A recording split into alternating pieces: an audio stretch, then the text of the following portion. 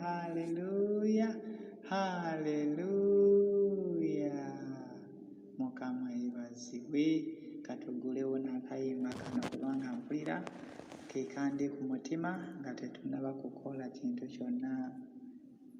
Haleluya, twakushaba omwoyo olikwera, shumoije otwebembere, nitumanya tituli abaana bawe.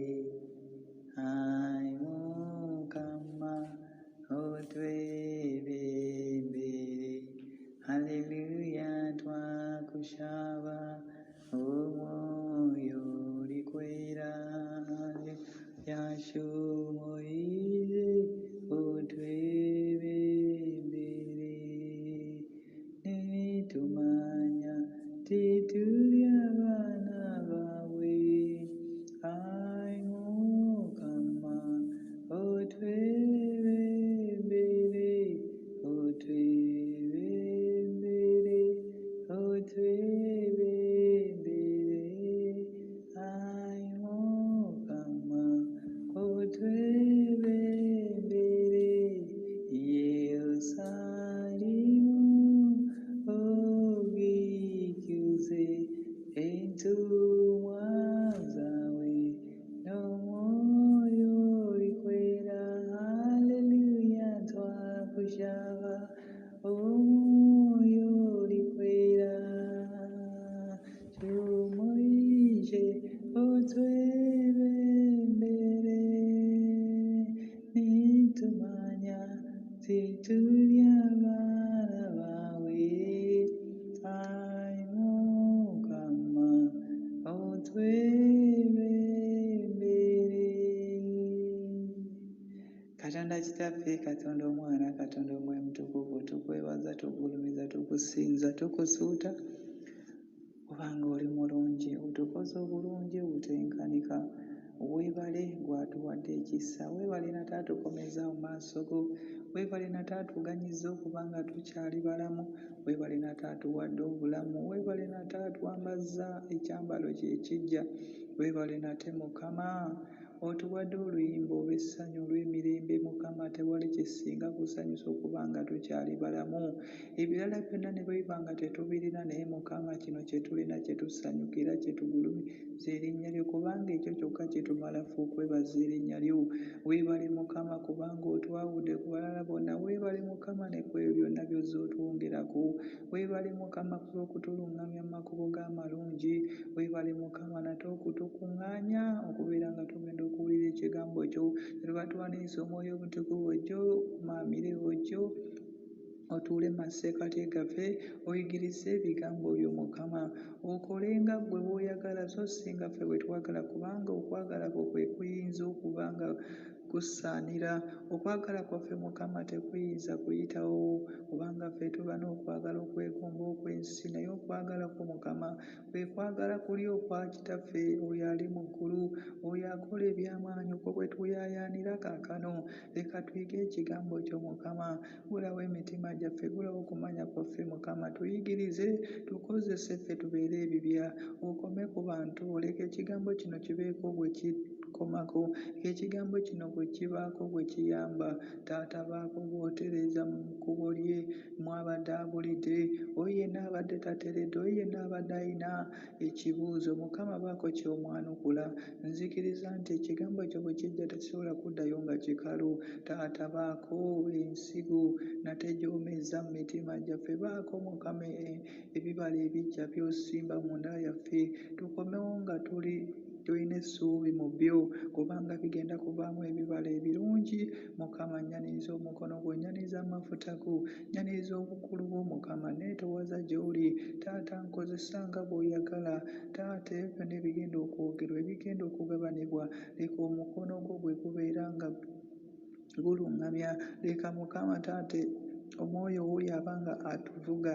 Taata, byonna tubisabye nga tuyita mu linnya erisinga amannya eya Mukama waffe Yesu Kristo Munnazaaleesi, ffenna ne twatula. tyamiina. Haleluya. Mukama waffe yeebazibwe. Nkubuuzaako oluganda. Mukama yeebazibwe. Osiibye otya? Wasuze otya? Oli otya munnange? Weebale kwekuumira mu nnyumba ya Mukama, weebale kwagala Mukama, weebale kwewaayo, weebale kwerekereza byonna birala, weebale kulondako eky'omuwendo, kubanga biri eby'ensi butaliimu, ebyo bigwawo, naye kino ffe kye twasalawo kye kitagwawo, kubanga kino kya bulamu obw'olubeerera, enduring life. Mukama waffe yeebazibwe. Nate mpeereddwa omukisa okubanga ngabanako ebigambo ebirungi gy'oli, mwannyinaze, brother, naawe uncle, naawe ssenga, naawe jjajjange, buli omu agenda owuliriza obubaka buno, nkussaamu ekitiibwa era neetoowaza gy'oli. Mwoyo Mutukuvu kaakano yagenda otuliidinga, leka ffe tugondere ye kyagenda okwogera. Mukama yeebazibwe. Mukama mulungi. Nga bwe tuzze tuyigirizibwa, nga bwe tuzze tulaba, kubanga twatandika ku kigambo kye bayita olugendo lw'obulokozi. Olugendo lw'obulokozi luno ndwagala nnyo.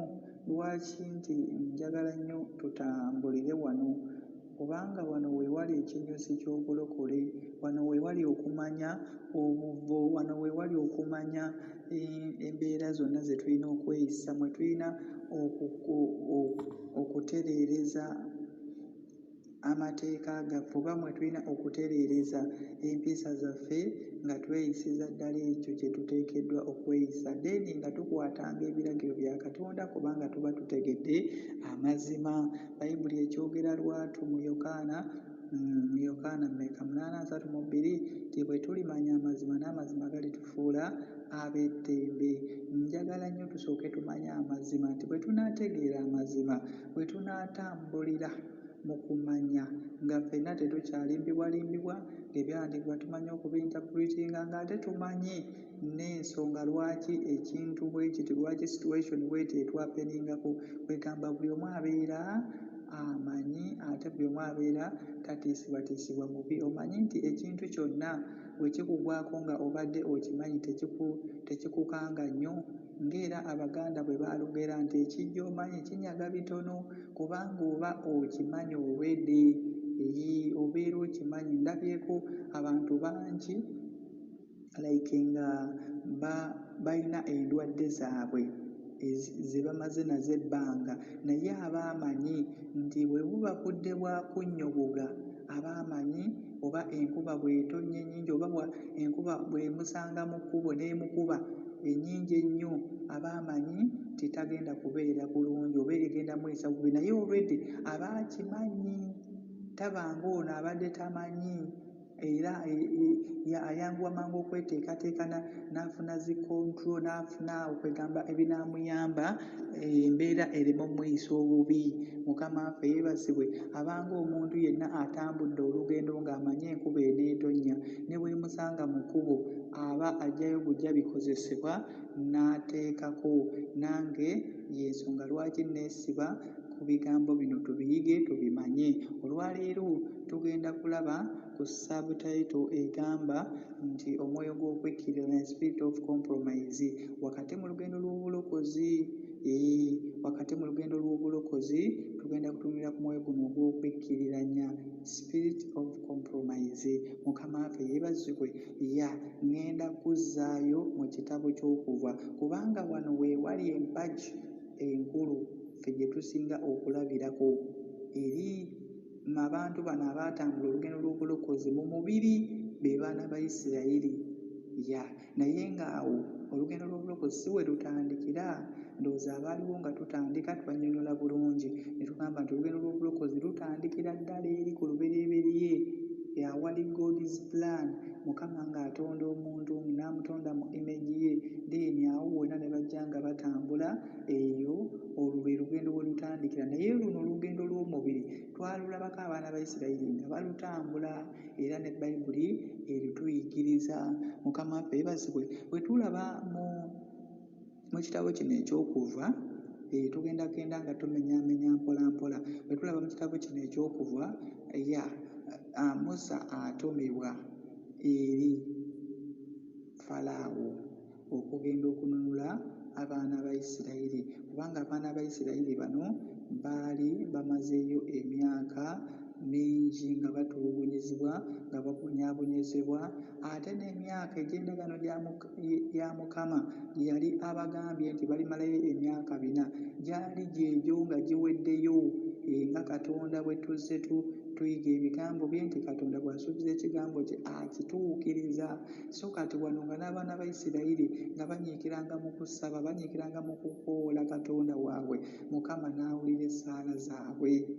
Kyava aguluumingayo, kyava alondayo omuntu omu nga ye Musa agenda okubanunula, agenda okukulemberamu olugendo luno. Era tulaba Musa ng'atumibwa mu nsi ey'e Misiri. Ate Katonda nno ebintu bye byewuunyisa. Musa ono tulabira ddala ne mu kuzaalibwa kwe kwaliwo okuyigganya kw'abaana.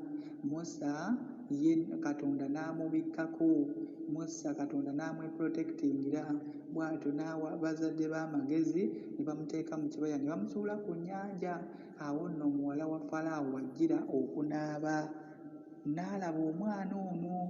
Muwala wa Falaawo n'atamutta, n'amwagala bwagazi, n'amwadoptinga, n'amusembeza. Musa n'akulira mu lubiri lwa Falaawo. Eyo yonna yali God's plan ey'okuteekateeka olugendo lw'obulokozi luno lw'omubiri abaana ba Isirayiri bwe baatambula. Nkuzzaayoko emabega n'okulambulirako ku ki ekyaliwo. Kati Musa akuzibwa mu lubiri lwa Falaawo, akuze bulungi. Musa naye n'abaako bye yakola, n'avaayo mu lubiri n'adda ndowooza ewa mukoddomi we eno mu kulunda. Kati awo yali mukoddomi we,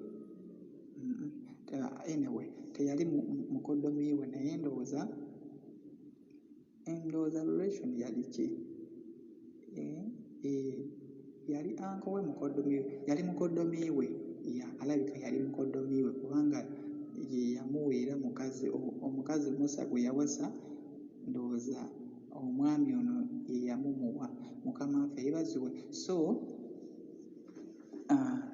awo wonna tubadde tukyalaba ku Musa. Musa bw'atyo n'afuna eddoboozi ng'ali mu kulunda, ng'atutte ebisibo ku ttale, n'awulira eddoboozi mu kibira.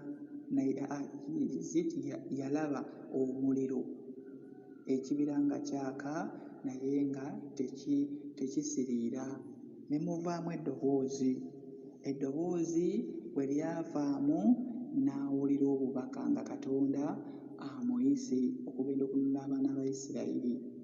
Mukama waffe yeebazibwe. Awo wonna tugenda kubuukawo.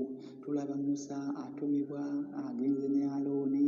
Bw'agenda ne Alooni baabo batuuse mu maaso ga Falaawo, boogedde ebigambo nga Mukama bwe yabibagamba.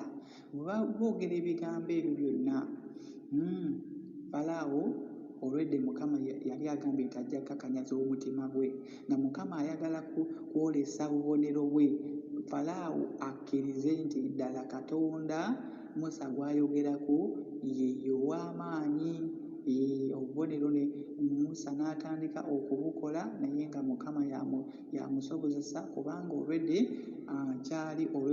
kyayogerwako dda nti nange ndi kukozesa obubonero.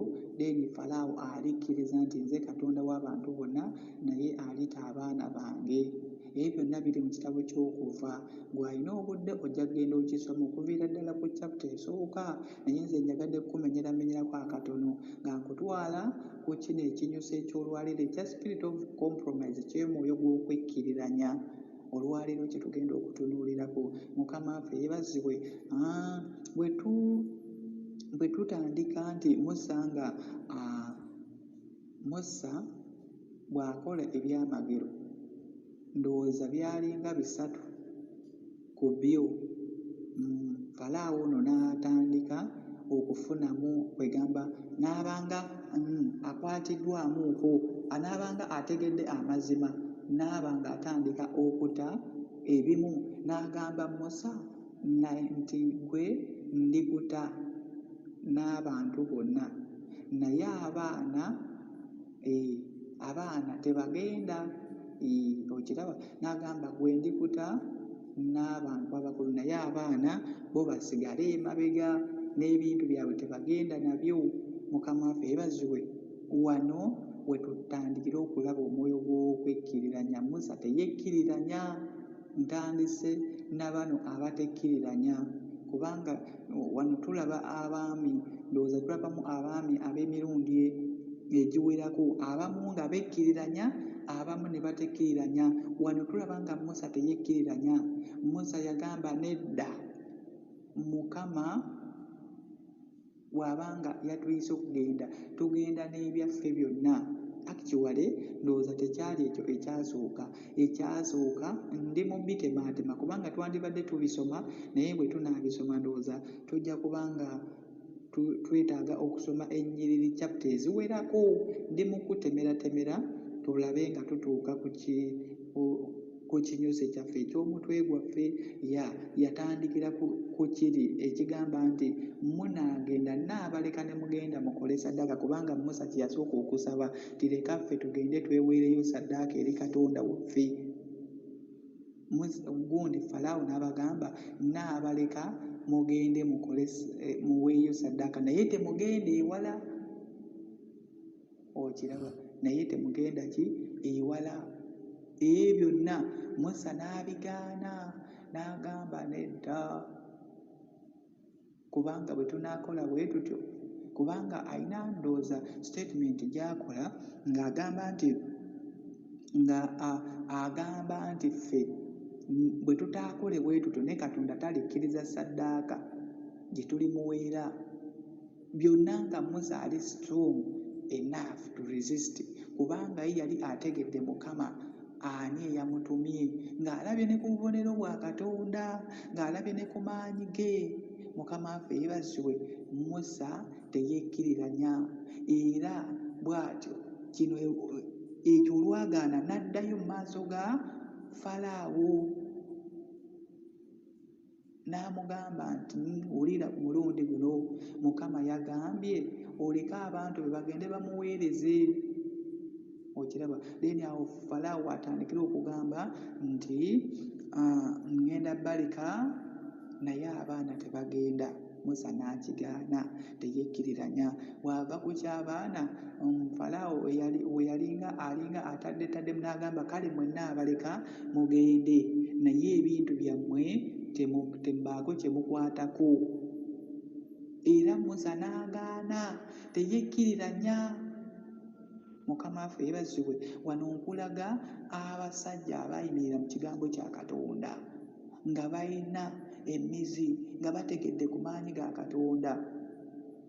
Mukama waffe yeebazibwe. Mu lugendo olw'obulokozi tubaamu n'ezo steps ez'okukemebwa nga tusabye, kwegamba Sitaani n'abanga aliriizinga kye wasabye, naye nga takikuwadde mu fuulu, nga takikukoledde mu bujjuvu bwakyo, oba twali tukirabyeko. For example, oyinza omusaba omukyala oba omwami n'ajja n'agamba omwami wuuyo mukuwadde, naye Mukama waffe yeebazibwe, naye omwami ono ogenda okulaba nga ye ate agamba eby'embaga tusooke tubireke, tulikola embaga nga tumaze tubalabyeko abo. Ndowooza nga omwami Yesu wo Mukama ye yamukuwa, naye nga waliwo wano kwegamba Sitaani apanzeewo kali ak'okwekkiriranya. Okiraba, n'agamba omwami n'atandika okukuba perekezi nti oli wange kwagala naye nkwagala, lwaki tetugenda ne tusooka sente zino ze twandikozeemu embaga ne tusooka ne tukolamu bizinensi awo. Okiraba, n'akuweera ddala amagezi ng'olaba ga bwa Katonda. Wegamba Sitaani aleeta olukwe, gwe wekkiriranye oyonoone, obeere nga tomaliriza.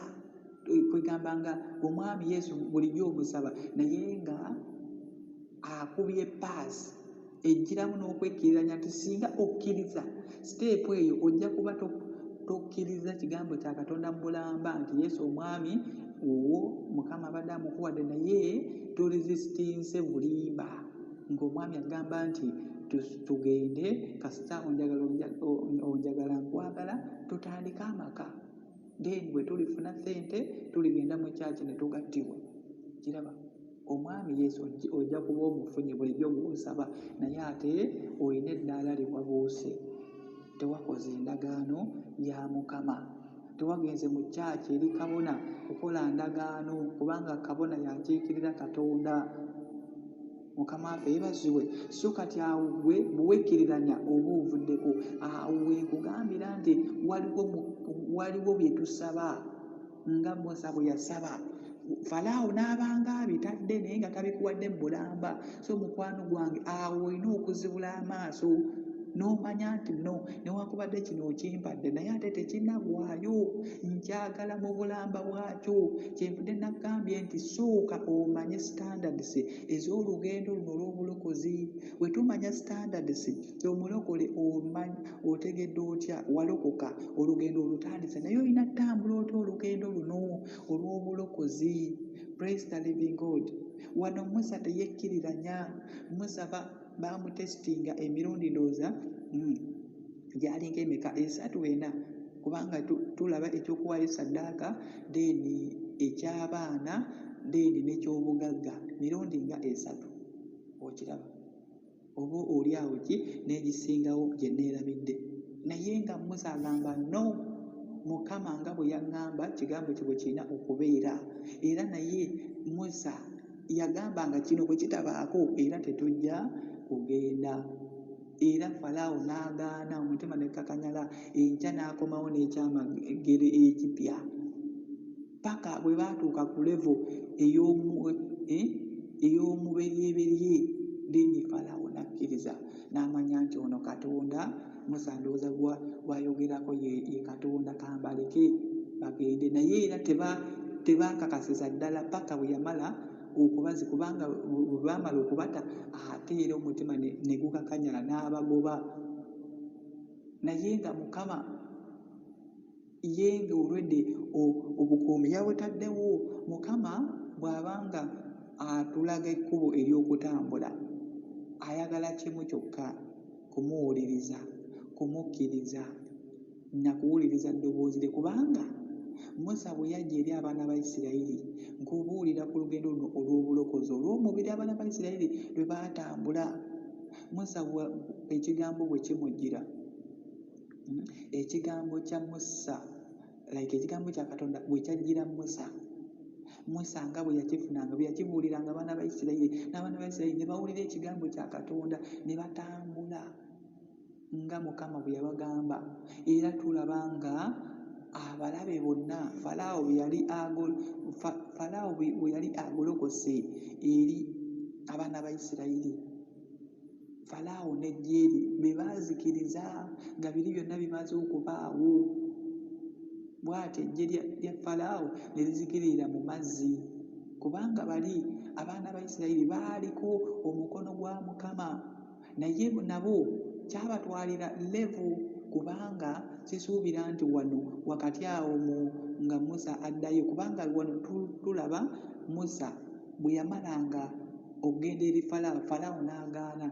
Musa ng'addayo n'asaba, awo nze nina okukkiriza nti mulimu n'abaana ba Isirayiri nabo abeegattanga mu kusaba okwo.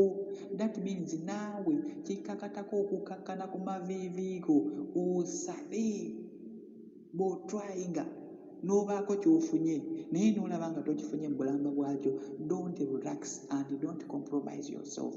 Just go before the Lord.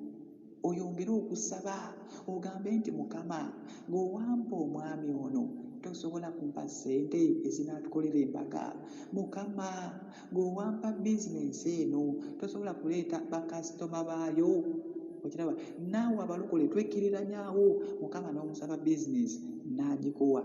Ogenda okulaba nga bizinensi eyo gy'akuwadde okufunamu ennyo, olina okuyita mu bufere, olina okukolamu awo mubimanyi eby'Uganda bizinensi olina ki okuteekamu bweba kiro nga teweze bulungi, bweba nga mpapula oteekemu duplicate fake, olaba ofunemu nnyo. Naye ng'ekyo nedda, Mukama sikyayagala. Gwe ddayo omusabe, omugambe Mukama guwampa bizinensi eno, otambulire ku mazima. Omugambe nti kaakano njagala ompe bakasitoma abasobola okujja mu levo, bintu byange bya bbeeyi nkitegeera, naye sigenda bicupula, sigenda kuyita kulibya ate nseera abantu. No, Mukama leeta abo abanaagula kikyentunda baguze mu mazima, but don't compromise yourself. Tusome ebyawandiikibwa bino. Nsoose eri kunnyonnyola kitabo ky'Okuva, kubanga ekyo kikulu nnyo okutegeera olugendo luno we tutandikira. Bano baalutambula mu bibi, naffe nno bwe tulina okunywera. Mukama waffe yeebazibwe. Kale katutunuulire ate ku sitoola ya Balamu. Balamu ate ye yekkiriranya.